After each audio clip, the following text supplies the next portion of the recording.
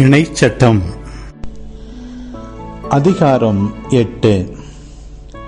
இன்று நான் உங்களுக்கு கட்டளையிடும் எல்லா கட்டளைகளையும் கடைபிடிப்பதில் கருத்தாயிருங்கள்.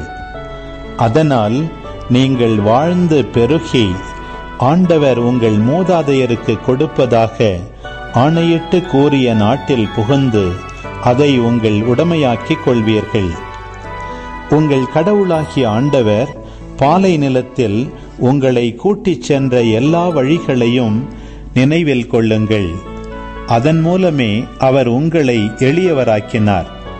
அவர் தம் கட்டளைகளை நீங்கள் கடைபிடிப்பீர்களோ மாட்டீர்களோ என உங்கள் உள்ள சிந்தனையை அறிந்து கொள்ளவும் சோதித்தார்.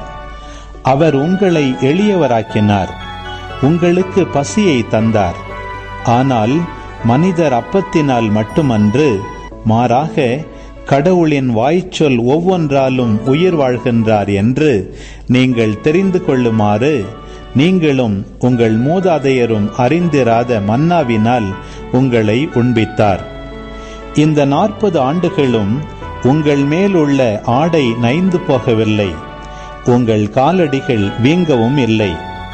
ஒருவன் தன் மகனுக்கு கற்றுக் கொடுப்பது போல உங்கள் கடவுளாகிய ஆண்டவர் உங்களுக்கும் கற்றுக் கொடுத்தார் என்பதை உங்கள் உள்ளத்தில் உணர்வீர்களாக. உங்கள் கடவுளாகிய ஆண்டவரின் கட்டளைகளை கடைபிடியுங்கள். அதுவே அவர் தம் வழிகளில் நடந்து அவருக்கு அஞ்சி வாழ்வதாகும். ஏனெனில் உங்கள் கடவுளாகிய ஆண்டவர் உங்களை வளமிகு நாட்டுக்கு அழைத்துச் செல்கிறார். அந்த நாடு பள்ளத்தாக்குகளிலும் மலைகளிலும் பாய்கின்ற ஆறுகளையும் ஊற்றுகளையும் ஏரிகளையும் கொண்டது. கோதுமை, திராட்சை, அத்தி, மாதுளை, பார்லி ஆகியவை நிறைந்த நாடு. அது ஒலிவ எண்ணெயும் தேனும் நிறைந்த நாடு. அந்த நாட்டில் பஞ்சமின்றி நீங்கள் அப்பங்களை உண்பீர்கள். அங்கு உங்களுக்கு எந்த குறையும் இராது. அந்த நாட்டின் பாறைகள் அனைத்தும் இரும்பு. அதன் மலைகளிலிருந்து செம்பு வெட்டி எடுக்கலாம். நீங்கள் உண்டு நிறைவு கொள்வீர்கள். அப்போது வளமிகு நாட்டை உங்களுக்கு கொடுத்ததற்காக உங்கள் கடவுளாகிய ஆண்டவரை போற்றுவீர்கள்.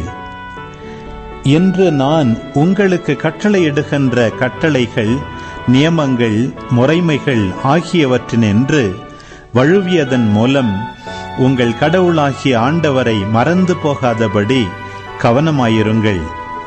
நீங்கள் உண்டு நிறைவு கொள்ளும் போதும் அழகிய வீடுகளை கட்டி அவைகளில் குடியிருக்கும் போதும் உங்கள் ஆடு மாடுகள் பலுகும் போதும் வெள்ளியும் பொன்னும் உங்களுக்கு மிகுதியாகும் போதும் உங்களுக்கு உள்ளதெல்லாம் பெருகும் போதும் நீங்கள் நெஞ்சில் செருக்குற்று அடிமைத்தனத்தின் வீடாகிய எகிப்து நாட்டிலிருந்து உங்களை கூட்டி வந்த உங்கள் கடவுளாகிய ஆண்டவரை மறந்துவிட வேண்டாம். அவரே கொள்ளிவாய் பாம்புகளும் தேள்களும் நிறைந்த நீரற்று வறண்ட நிலமான பரந்த கொடிய பாலை நிலத்தில் உங்களை வழிநடத்தியவர். இறுகிய பாறையிலிருந்து உங்களுக்காக நீரை புறப்படச் செய்தவர். உங்கள் மூதாதையருக்கு தெரிந்திராத மன்னாவால் பாலை நிலத்தில் உங்களை உண்பித்தவர். இறுதியில் உங்களுக்கு நல்லது செய்வதற்காக உங்களை எளியவராக்கி சிறுமைப்படுத்தி சோதித்தவரும் அவரே. எனவே எங்கள் ஆற்றலும் எங்கள் கைகளின் வலிமையுமே இந்த செல்வங்களை எங்களுக்கு ஈட்டி தந்தன என்று உங்கள் உள்ளங்களில் எண்ணாதபடி கவனமாயிருங்கள்.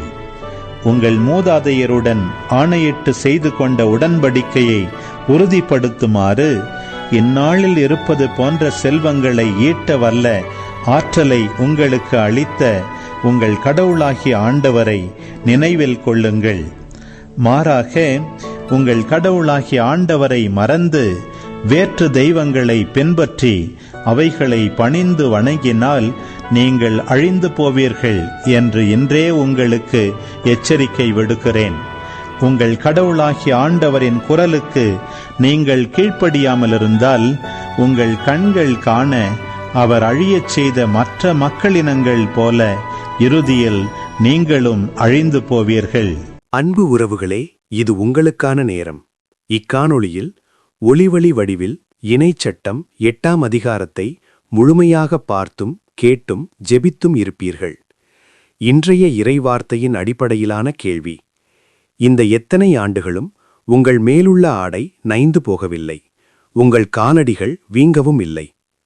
பதில்களை கமெண்ட்ஸில் பதிவு செய்யவும். இதுபோன்ற வீடியோக்களை தொடர்ந்து காண இந்த வலைதளத்தை சப்ஸ்கிரைப் செய்யவும். மேலும் லைக் கொடுத்து எங்களை ஊக்கப்படுத்தவும். இப்பதிவுகளை மற்றவரோடு பகிர்ந்து ஷேர் செய்து நாளும் திருவிவிலியத்தின் ஒரு அதிகாரத்தை வாசிக்கவும், கேட்கவும், பார்க்கவும் நீங்கள் உதவிடலாம். மீண்டும் அடுத்த காணொளியில் சந்திப்போம். இந்த நாள் இனிய நாளாய் அமையட்டும். இறைவன் உங்களை ஆசீர்வதிக்கட்டும்.